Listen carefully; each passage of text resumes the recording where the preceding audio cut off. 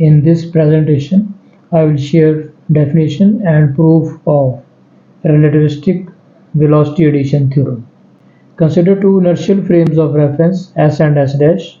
Let the position time coordinates of an event be represented as x, y, z, t with respect to frame S and x dash, y dash, z dash, t dash with respect to frame of reference S dash. Suppose initially at t equal to t dash equal to 0, both the frames of reference S and S dash completely coincide with each other, and then frame of reference S dash starts moving in x direction with a constant very high speed v. Suppose velocity of an object is u vector equal to I cap ux plus j cap uy plus k cap uz with respect to frame S, and u dash vector I cap ux dash plus j cap uy dash plus k cap u z dash with respect to moving frame of reference S dash. Relativistic velocity addition theorem represents the relations between components of velocity of the object, that is components of u vector and u dash vector, when velocity of moving frame of reference is very high, that is approaching velocity of light c. In order to prove relativistic velocity addition theorem, consider velocity of object u vector and u dash vector as given in previous slide. Various components of velocities can be expressed as time derivatives of corresponding position coordinates. For example, ux can be written as dx by dt, ux dash can be written as dx dash by dt dash.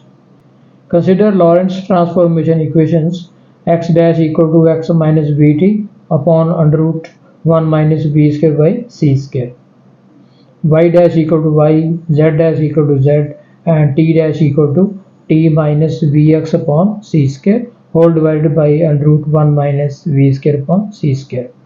Differentiating these relations, we get dx dash equal to dx minus v dt divided by under the root 1 minus v square upon c square. Similarly, dy dash can be written equal to dy, dz dash equal to dz, dt dash equal to dt minus v upon c square dx whole divided by 1 minus v square upon c square. From these results, let us consider dx dash upon dt dash and simplify in order to get dx dash by dt dash equal to dx minus v dt whole divided by dt minus v upon c square into dx. On right hand side, dividing numerator and denominator by dt, we get dx dash by dt dash equal to dx by dt minus v whole divided by 1 minus v upon c square dx by dt. This gives us a result ux dash equal to ux minus v whole divided by 1 minus v upon c square into ux. So this is the first relation of velocity addition theorem, that is relation between x components.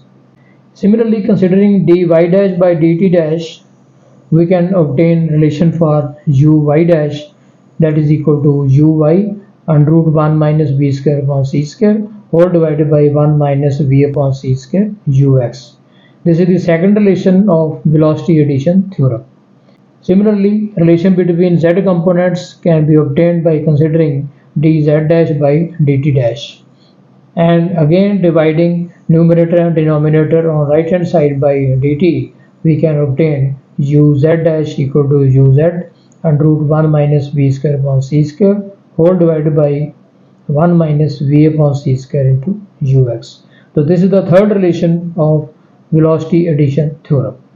In order to obtain inverse velocity addition theorem, we have to interchange ux, uy, uz by ux dash, uy dash, uz dash and replace v by minus v in previous velocity addition theorem, and we get inverse velocity addition theorem, that is ux in terms of ux dash, uy in terms of uy dash, uz in terms of uz dash. Thank you.